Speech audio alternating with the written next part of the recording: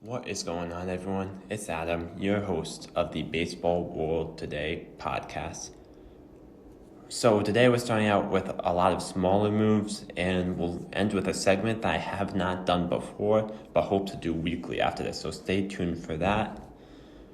But before we get going anymore, make sure to follow me on Twitter at TheBaseballWOR2. On there, you have a link to YouTube or Spotify, depending on where you're listening from. So make sure to follow me there. Anyway, that way, I hopefully can make this a full-time thing and quit my engineering classes. Anyway, let's get on to it. We're going to talk about Steven Matz and the big trade with him. Not really a big trade, but we all know that the Mets had no real spot for him, as he had a 10 ERA last year and 5 losses. So, obviously not very good. The Mets had no space for him, considering they had brought in Carrasco and Joey Luciani from the Padres. However, the Blue Jays, who are starved for some starting pitching, have some space now. Beyond have some space. So this is a trade where they are willing to give up some low-name prospects and take like a kind of, not a big risk, but there's a high ceiling as well, say, here for Matz. So this is not a great move for the Blue Jays, I think, but it makes sense for them. Their pitching staff is extremely thin starting out-wise. So right now, he's about their 4-5, which is not terrible, but it's really not the greatest thing in the world. However, if once one of their young guys comes up throughout the season, which I predict, then I think everything will fall into more place. So for the Mets, I believe it's kind of tough if you trade him now because he basically has no value. And what I would say to that is, well, there's really no way for Matz to earn value this year. He's about the 7th or 8th spot in the rotation right now. So it would have taken a lot for him just to get in the rotation for a couple games to even pitch. And how much value will he really hold as a reliever?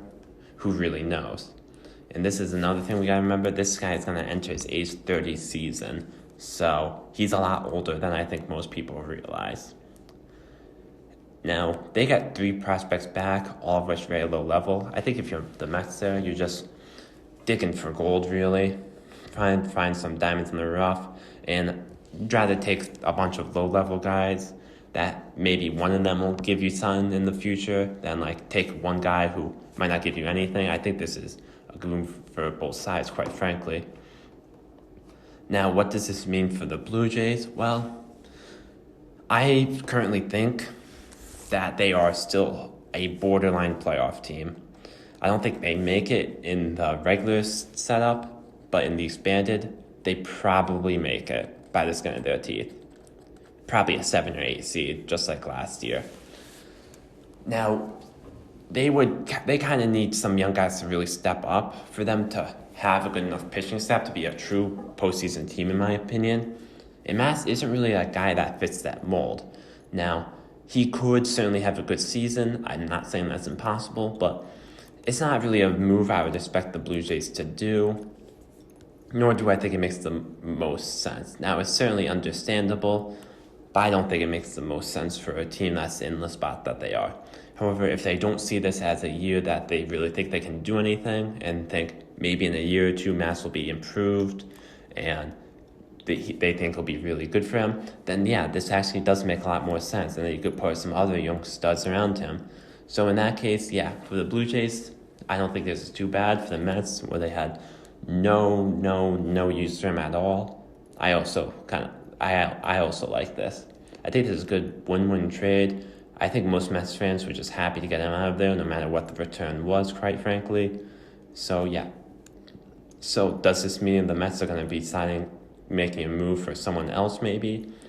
Right now, I'm not really so sure. We're going to talk about Bauer in just a second. But right now, the Mets still have a quite filled rotation, so we'll have to see what they do.